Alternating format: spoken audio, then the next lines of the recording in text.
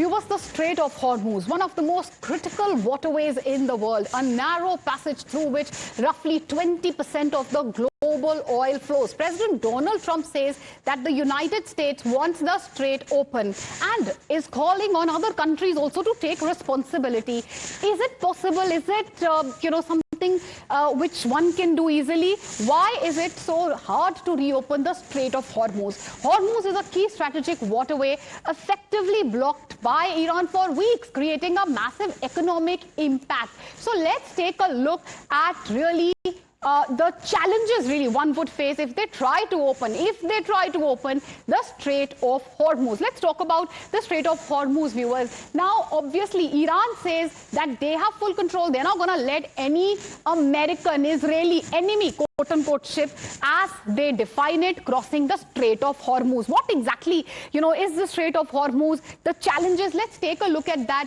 Let's take a look at, what it entails. The Strait of Hormuz, the size.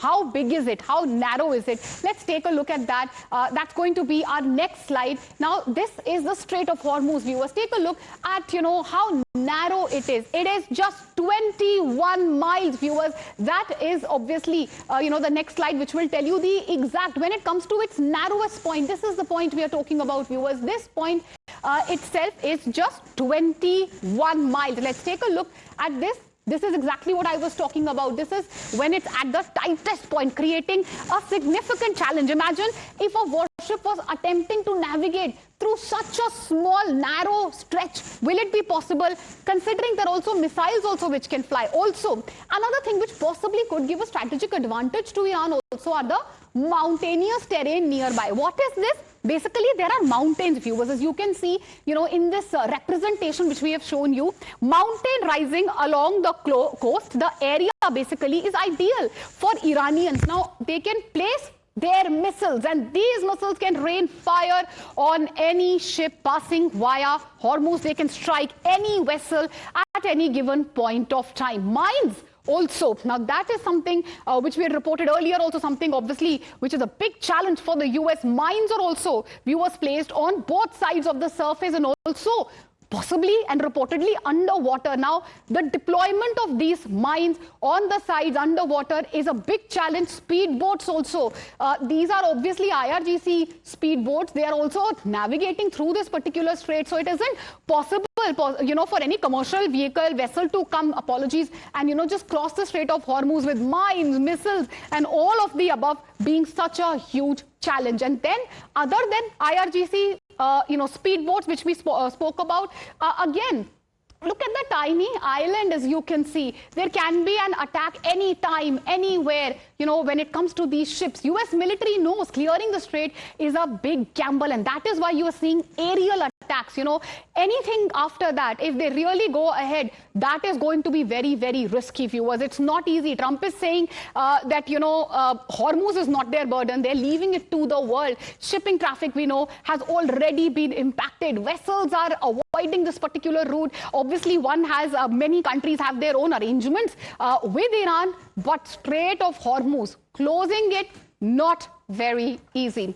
And to discuss really all of this and more, the challenges when it comes to Strait of Hormuz, we are being joined by Captain D.K. Sharma, retired former spokesperson, Indian Navy, and also currently consultant with Bharat Shakti. Thank you, sir, for joining us. Sir, I'm sure, talking about the challenges which are being faced when it comes to so-called opening of Strait of Hormuz. Trump threatens, says, I'm going to open the Strait of Hormuz. That's not going to be easy, sir, isn't it? Considering, obviously, the missiles, the mines underwater, speedboats, the mountainous terrain, all of this seems to be advantage Iran. Is it possible, sir, according to you, to force open Strait of Hormuz?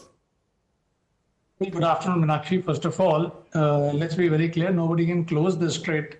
But the point is, yes, the threats which are there. Yeah.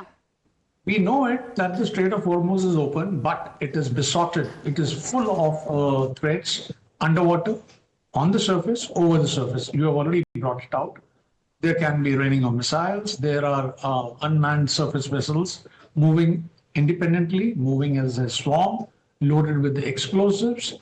And then there is always a threat of mines. But let me explain, as you have brought it out, It is a strait which is 33 kilometers wide at its narrowest. Now, out of that 33 kilometers, there is a traffic separation scheme, like you go on the highways. There's only one road or one passage to go and one passage to come. Now, all these are being, kept under strong vigilance by Iran.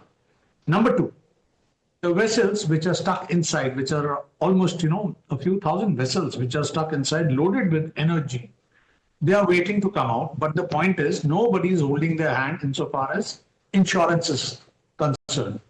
So the risk is of the owners of the vessel who are carrying energy for a different country, loading it from Middle East, taking it to anywhere in the world. But if they don't have the insurance cover, I don't think they will take any risk. Number two, what you're saying, as you have very explicitly brought out, there is some arrangement, whether it is the Russian vessels or the Chinese, or you have found that Pakistani and Indian. That is where the diplomacy is coming in, where we have a full clearance from the IRGC or Iranian authorities that you come through a particular route, identify yourself, and then hugging the coast of Iran. That is the northern side of the Strait of Hormuz, and that is where the guarantee is that you will come out. Now, there has been a big construct which is now, coming up and taking shape, that how do we, conduct the ships in and out. Yeah. This energy flow, as you have brought it out, is 20% of the world consumption. Right. Which is humongous. And we can't Right, stay so without.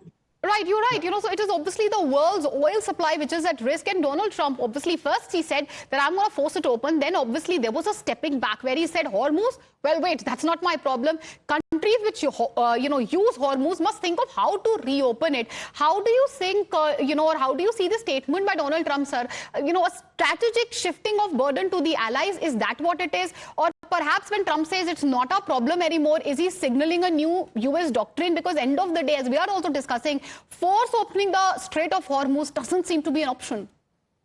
No. He's shifting the goalpost. Yesterday, he was talking about taking over the Kyrgyz Island. Today, he's talking about opening it. Tomorrow, he will say that all of you join me and do it. It is not going to happen like this. They have done so much of destruction. They have done so much of, losses to Iran. And Iran is now ready, and they're saying anybody who has sided with them at any point in time, they are the belligerents, and they will be considered as belligerents, and they will be attacked. So that is why they have made another kind of a passage, or they have made another arrangement in which the ships which are the countries who are friendly to Iran, or they have not done any damage to Iran, are being allowed. Rest, everybody is stuck inside. And it is not going to happen so soon. Let me tell you that. At one point in time, we are talking about that they are planning, a ground offensive. And on other side, you're saying that open that. So what is the end game? I really don't know. But this is not going to happen so soon.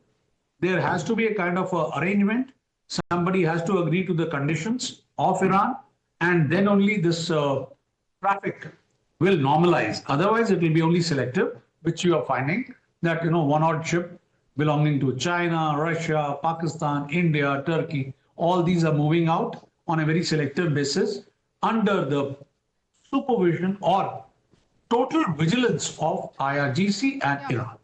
But Iran, at the end of the day, sir, also seems to be using Hormuz as a pressure point, a bargaining chip as well. The escalation which we are talking about, again, at the moment Trump says that, I'm not going to get into it. Countries which use Hormuz, please do it yourself. But it is, a sort of de facto blockade. Would you look at what's happening in Hormuz as a de facto blockade, especially when it comes, obviously, to US and Israel? And end of the day, who has the upper hand on ground, especially when it comes to Strait of Hormuz, US Navy or Iran? Meenakshi, blockade is a totally different ballgame in which the countries deploy their assets and make sure that nobody's allowed there. Here, there is nobody deployed, but the threat is there. They have mined it, they know it, where the mines are, and that is why they have, demarcated some area which is free of all these hindrances, so to say. That is, there are no mines over there, and they are guaranteeing that if you come and pass through this, through the northern side, hugging the coast, point A, point B, point C, you conduct your vessel from this route, you will be brought out safely. But the moment anybody else is not going to take any chance, they are so deadly explosives which are floating around that no ship captain, no country who has invested so much in the ship will kind of take a risk like this. So one needs a guarantee, and the guarantee will come from where? Yeah, one needs a guarantee, and obviously every country cutting their own deal with Iran, all of that obviously, which we are also discussing. So do stay with us.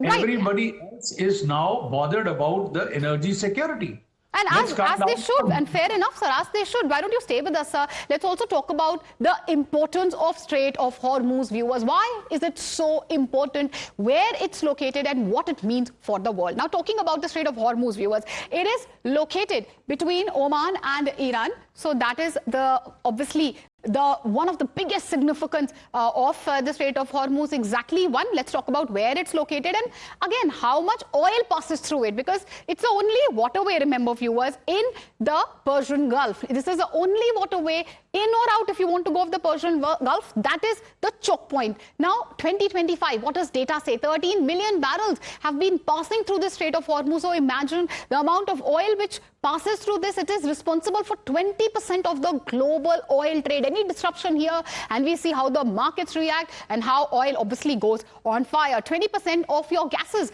LNG gases also, the global LNG is passing through this narrow Strait of Hormuz, and that is why it is so significant, and the world is watching the developments so closely. Only maritime route for Gulf states, as obviously something which we had been discussing with our esteemed guest as well. So 70 to 80% of oil, LNG, all of this is from here going towards Asia, and that is one of the biggest reasons why we in India also are so concerned over the same. We obviously have, sir, who's still live with us. Sir, we're talking about the core geopolitical issue, how the US is reacting, all of that and more. But end of the day, it is the oil choke point of the world. The world needs the Strait of Hormuz to, flow freely. We all want this war to end. End of the day, our energy needs, the world and India is dependent on the Strait of Hormuz, isn't it, sir? That is what I was bringing out, Yes. Meenakshi. The point is the importance of this waterway, the importance of energy needs of the world. Look, America has they are self-sufficient. They've got Venezuela in their pocket. But what happens to us? We import so much. My LPG is getting into trouble.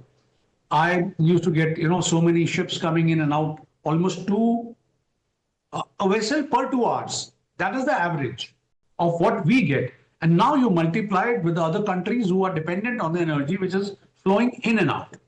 So now the threat by putting mines or using the drones or using the unmanned surface vessels which are loaded with explosives. And this is only a threat. You can't see it. But the insurance companies have taken cognizance of it and removed the insurance cover.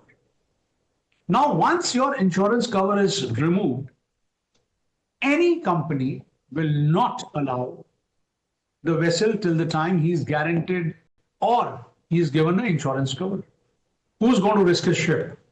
And what happens if the ship is, struck over there and there is fire, people die? How do you rescue people? Where are the SAR teams? Search and rescue? Nobody. It's a war zone. Right now, it is a conflict zone. So that is how the problem is getting complex. And that is why they have said that no more, and the conditions which have been put up by Iran, and here there are 15 conditions which have been put by US, and there is a stalemate. Both sides are escalating, both sides are upping the stakes, sir. But end of the day, the world is asking what's the end game. Obviously, we are all hoping and keeping our fingers fingers crossed. We hope the war ends soon, but that doesn't seem to be the ground reality, at least at this point of time, unfortunately. But I do thank you, sir, for joining us and helping us understand the significance of Strait of Hormuz. The Strait of Hormuz, one of the most critical waterways in the world, that narrow passage through which 20% of the global oil flows. That has been our top focus, and we will be bringing you each and every update related to the Strait and also far as the war is concerned through the course of the day. As of now, we're slipping into a short commercial break.